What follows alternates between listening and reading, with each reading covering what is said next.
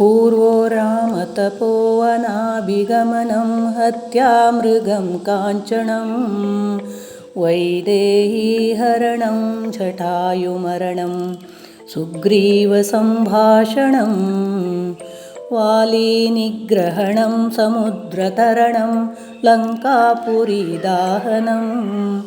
पश्चात्रावणकुम्भकर्णहतनं ಏತದ್ವಿರಾಮಾಯಣಂ. ಎಲ್ಲರಿಗೂ ರಾಮನವಮಿಯ ಶುಭಾಶಯಗಳು. ಅನಾದಿ ಕಾಲದಿಂದಲೂ ನಡೆದು ಬಂದಂತಹ ನಮ್ಮ ರಾಮನವಮಿ ರಾಮನಗುಳ ಜಾತ್ರೆಗೆ ಎಲ್ಲರನ್ನು ಸ್ವಾಗತಿಸುತ್ತಾ, ಆ ಹಿಂದಿನ ಕಾಲಕ್ಕೂ ಈ ಹಿಂದಿನ ದಿನಕ್ಕೂ ಇರುವಂತಹ ಒಂದು ವ್ಯತ್ಯಾಸವನ್ನು ನಮ್ಮ ಪಕ್ಕದ ತಾಲೂಕಿನವರಾದ ಯಲ್ಲಾಪುರದವರ ಬಾಯಿಂದ ಕೇಳೋಣ. ನೋಡಿ ಅಭಿಪ್ರಾಯ ತಿಳಿಸಿ. ನಮಸ್ಕಾರ. ನೋಡಿ, ಮಲೆನಾಡ ಮಾತುಕತೆಗೆ ಸ್ವಾಗತ. ಇವರು ಜಯರಾಮ್ ಹೆಗ್ಡೆ ಅಂಥೇಳಿ, ಇವರು ಮತ್ತೊಬ್ಬರು ಗೋದಾವರಿ ಭಟ್ ಅಂಥೇಳಿ.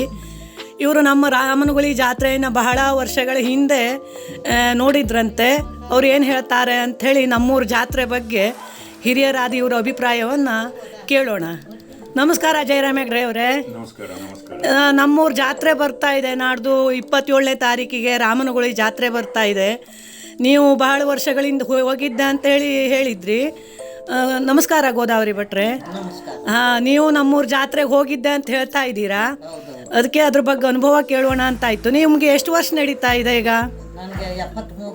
73 ನಡೀತಾ ಇದೆ. ಜಯರಾಮ್ ಹೆಗ್ಡೆ ಅವರೇ, ನಿಮ್ಗೆ ಎಷ್ಟು ವರ್ಷ ಆಯಿತು? 68 ವರ್ಷ ಆಯಿತು. ನೋಡಿ, ಈ 73 ವರ್ಷದ ಹಿಂದಿನ ಕಥೆಯನ್ನು ನಾವು ಇವ್ರ ಹತ್ರ ಕೇಳೋಣ. ನಮ್ಮ ರಾಮನಗುಳಿ ಜಾತ್ರೆ ಹೇಗಿತ್ತು, ಹೇಗೆ ನಡೀತಾ ಇತ್ತು ಅಂಥೇಳಿ ಹೇಳಿ. ಜಯರಾಮ್ ಹೆಗ್ಡೆ ಅವರೇ, ನೀವು ಯಾಕೆ ಹೋಗಿದ್ರಿ, ಯಾವಾಗ ಹೋಗಿದ್ರಿ ಆ ಟೈಮಿಗೆ? ರಾಮನಗುಳಿ ಜಾತ್ರೆಗೆ. ಆಗ ಕಾಲ್ನಡಿಗೆಯಿಂದ ನಾವು ಹೊರಡ್ತಿದ್ದೇವೆ.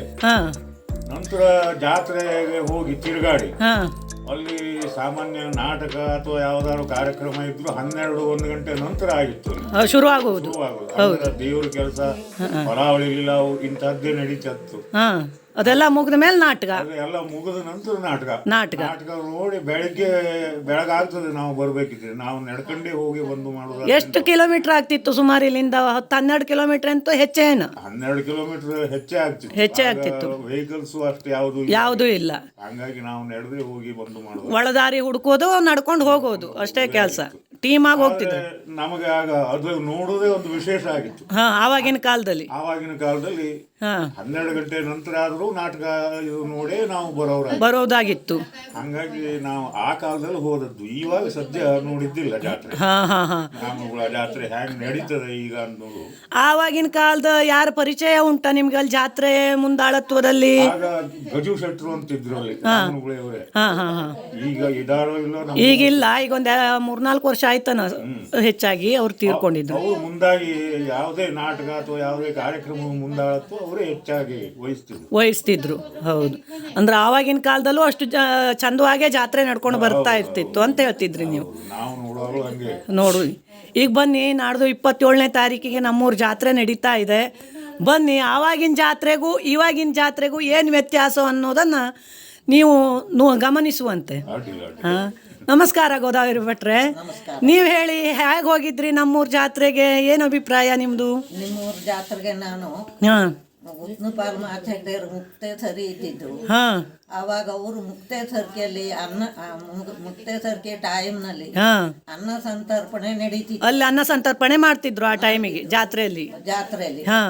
ಆವಾಗ ನಾವು ನನ್ನ ಅಕ್ಕ ತಂಗಿ 3 ಜನ ಕೂಡಿ ನಾವು ಅಡುಗೆ ಮಾಡ್ಲಿಕ್ಕೆ ಹೋಗಿದ್ವಿ. ಓಹೋ, ಅವರ ನೇತೃತ್ವದಲ್ಲಿ ಅಡುಗೆ ಮಾಡ್ಲಿಕ್ಕೆ ಅಲ್ಲಿ ದೇವಸ್ಥಾನದ ಊಟ ಅಡುಗೆ ಮಾಡ್ಲಿಕ್ಕೆ ಹೋಗಿದ್ರಿ?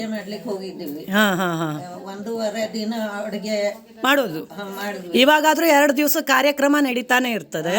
ಮೊದಲನೇ ದಿವಸ ಶುರು ಆದ್ರೆ ಮಾರನೇ ದಿವಸನೂ ಇರ್ತದೆ ಜಾತ್ರೆಯ ಕಾರ್ಯಕ್ರಮ. ಹೌದು. ನೀವು ಆವಾಗ್ಲೂ 2 ದಿವಸ ಕಾರ್ಯಕ್ರಮಕ್ಕೆ ಅಡುಗೆ ಮಾಡ್ಲಿಕ್ಕೆ ಹೋಗಿದ್ರಿ? ನಾವು ಅಡುಗೆ ಮಾಡಿ ಊಟ ಮಾಡಿ ಇನ್ನು 500 ಮಂದಿ ಸುಮಾರು ಆಗ್ತಿದ್ರು. ಊಟಕ್ಕೂ ಆವಾಗ ಅಷ್ಟು ಮಂದಿ ಆಗ್ತಾ ಇದ್ರು. ಅಂದ್ರೆ ಅವಾಗ ಅನ್ನ ಸಂತರ್ಪಣೆನೂ ನಡೀತಾ ಇತ್ತು ಅಂತ ಆಯ್ತು. ಅನ್ನ ಸಂತರ್ಪಣೆನೂ ನಡೀತಾ ಇತ್ತು ಆವಾಗಿನ ಕಾಲದಲ್ಲಿ. ಅದು ದಾನ ಮಾಡ್ತಿದ್ರು ಅಂತ ಆಯ್ತು. 40 ವರ್ಷ ಆಯ್ತು ಆಗೋಯ್ತು.